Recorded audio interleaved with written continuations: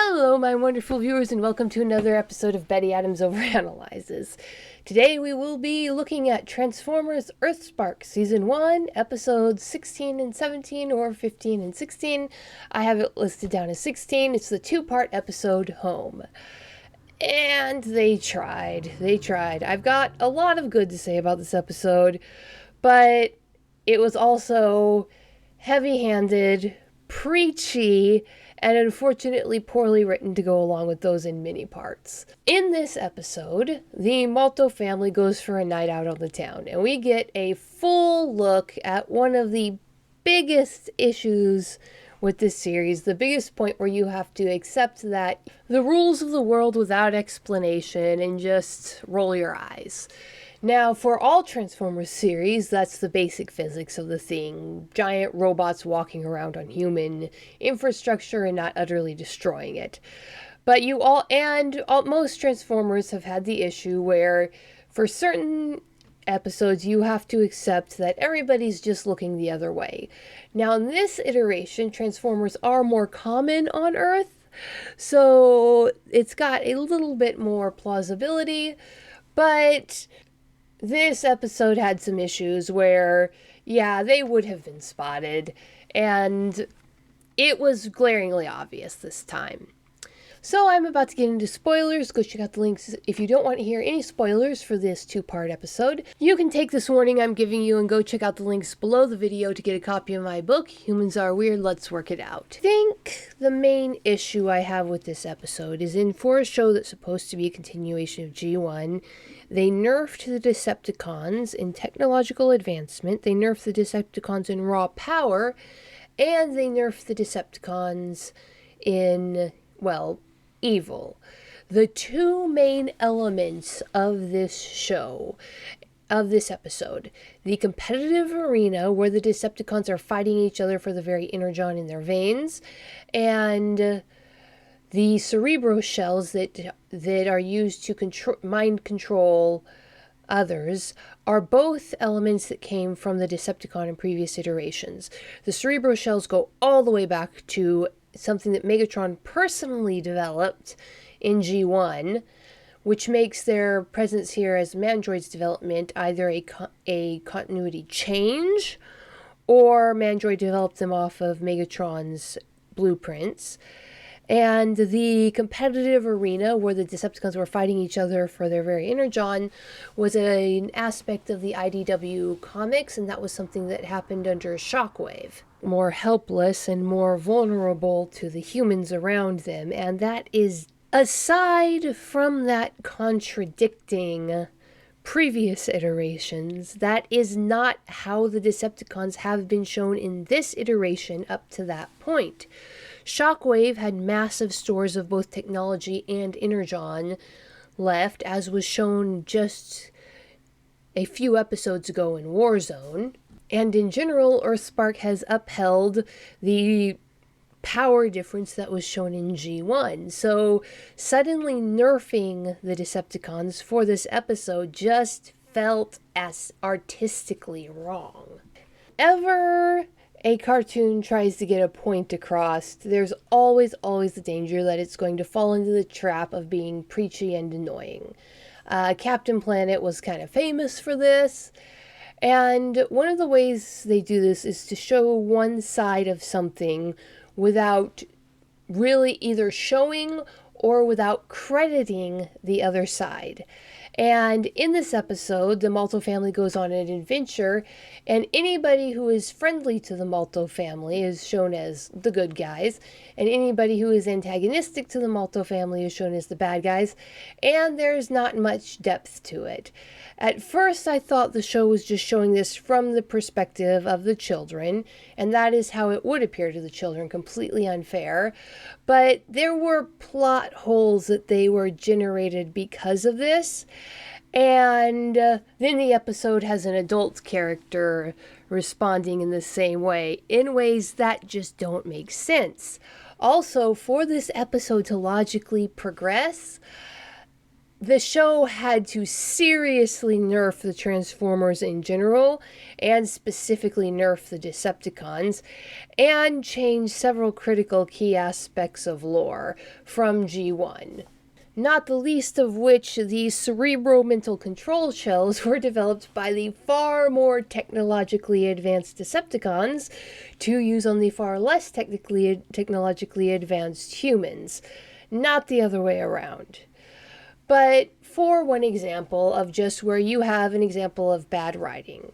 So several episodes back with the racetrack thing, that whole thing about Pop Malto not noticing that it was a trap when there were literally dozens of ghost agents around in full armor.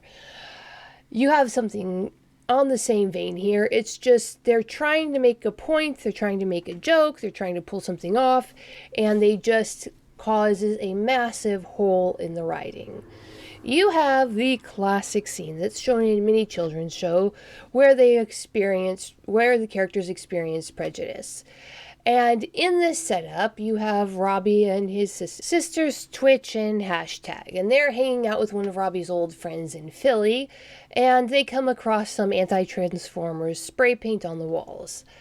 And this, for some reason, even though they've never seen it before and they really don't have much context for it, really seems to bother Twitch and Hashtag. And they get into this conversation with Robbie's old friend. And keeping in mind, Robbie's old friend didn't know they existed 5 minutes ago.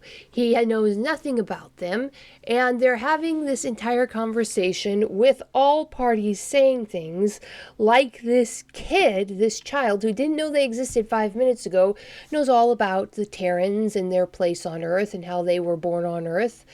And it's shown as a bad thing that this child expresses resentment towards the presence of the Transformers on Earth. Keeping in mind the Transformers brought a war that killed untold thousands of humans with them, invaded the planet, caused massive destruction, messed with the energy supply for years, which would have caused massive downstream effects that, while they were never addressed in G1, because this show is an extension of G1, there would have been economic collapses, people would have starved because of the Decepticons.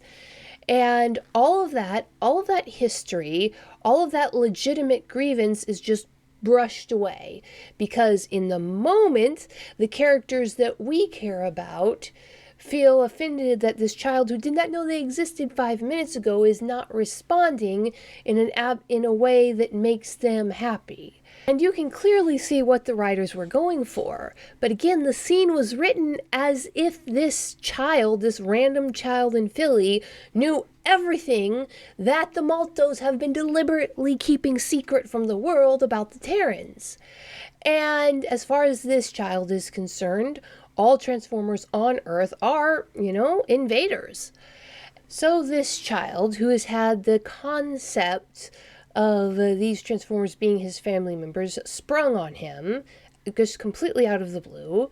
This child who is trying to adapt to the situation in as friendly a way as he can manage. This child who is trying to understand and respond to the situation positively is just brushed off as being wrong, as being evil in some ways, being unworthy of Robbie's friendship because he didn't respond the way that the other children liked. Again, this child knows nothing about the Terrans. He doesn't know that they were literally born on Earth. He doesn't know anything about them at all.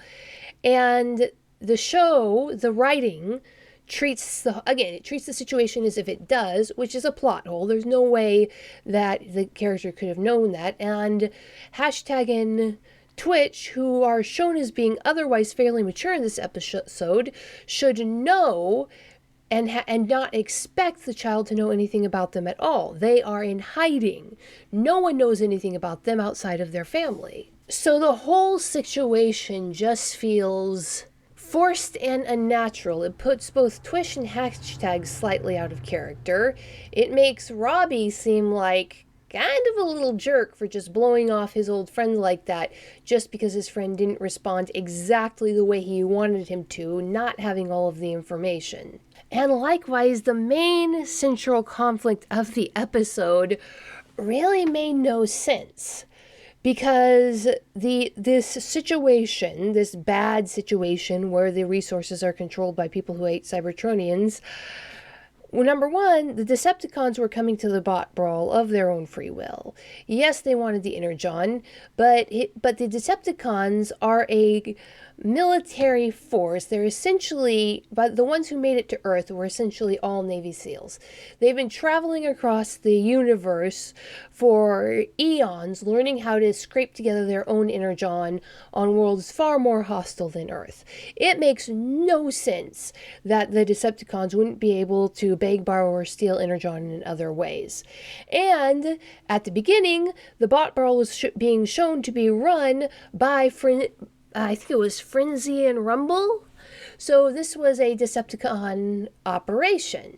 Yes, there were humans watching it, but if you look at the characters, those are mostly homeless people making low grade cash bets, poor people, and I don't think there was anybody above blue-collar working class in that crowd, and it wasn't a very large human crowd, which is, of course, a limitation of the CGI, I know, but this show has been shown to be able to do crowds. And then Bumblebee, who was the mature one, who should have seen it for what it is, talked about it like the humans were controlling it. The most that the humans could have been possibly doing before Mandroid showed up would be offering Energon that they got from the Autobot stockpiles. But again, Decepticons had their own Energon stockpiles, and yes, they've been on the run. But again, these are a military fleet that has been scavenging the universe for far longer than humans have had civilization. In the animated series, the writers managed to put the Optimus and the other Autobots on the back foot by upping the humans' tech overall and keeping the Autobots few in number. But the point is, in the context of this show, the power difference in both technology and overall power between Decepticons and humans is just massive. And to artificially nerf the Decepticons for this episode just felt wrong from a writing perspective. It doesn't flow logically from the previous episodes, in my opinion. And then you have the layered hypocrisy of Mo and her siblings being willing to go watch a Cybertronian wrestling match, thinking that's what it was, and B being willing to fight in the Cybertronian fighting match, thinking that what it was, and then all of them together condemning all of the other humans, again, these poor homeless blue-collar worker humans, who were also enjoying what was apparently simply a wrestling match. But as soon as the deep dark secret is revealed, suddenly they're all self-righteously and hypocritically condemning the humans who were there for the same thing that they were, essentially. It's almost as if they had this episode mostly written and were waiting to animate it, and then they tried to shove in 3 different morals because somebody reminded the writers that they were low on moral lessons in their kids' show, and it left significant plot holes, caused characters to be either out of character, blatantly hypocritical, or criminally stupid. Like I said, I am just sometimes flabbergasted at the wild variations in skill in writing these episodes. Oh, honestly, the animation was so glorious. When the scenes with Grimlock were amazing, and I was going to say subtle, but it wasn't subtle. The blatant reference to Jurassic Park. I think every single show with even a vaguely T-Rex shaped creature has to do that scene. I mean, it's mandatory at this point. If you have a T-Rex shaped creature in your show, it has to scream out a roar as the banner falls down burning. The arachnopode was awesome and terrifying. The animation and acting was amazing. When Mandroid was dragging himself across the floor and coughing up blood, that was a very amazingly visceral scene. And it just kind of stinks that there were so many plot holes and writing flubs in this episode, because it was a beautiful episode. In fact, I'm getting closer. I'm coming in on 15 minutes of time here. I think I'm going to have to make a different video just for the things that I liked about this episode. So to summarize, we are all having to willingly suspend our disbelief that they could have that much craziness in downtown Philly and not get noticed. The episode shoved in so many earnest moral lessons that it poked plot holes through the rest of the story, or forced everyone out of character or into blatant hypocrisy, all set to a background of awesome and glorious animation and acting. The voice actors just pulled out all the stops. I don't know who they got to do Mandroid. I should probably look that up, but top notch. You just loathe the character, even as you can't help feeling pity for him on just like a gut deep level. And the weird bobblehead animation issues with the kids, especially with Mo, really seems to have worked out. So good on the animators. All right, but I will have to dedicate a separate video to that. What do you think, my wonderful viewers? Am I being too harsh on this episode? Did you see more problems with the episode that I missed? Tell me what you think in the comments below. Hit that like and subscribe button. Go check out the links below the video to get yourself a copy of my book, Humans Are Weird. Let's work it out. Peace out, my wonderful viewers.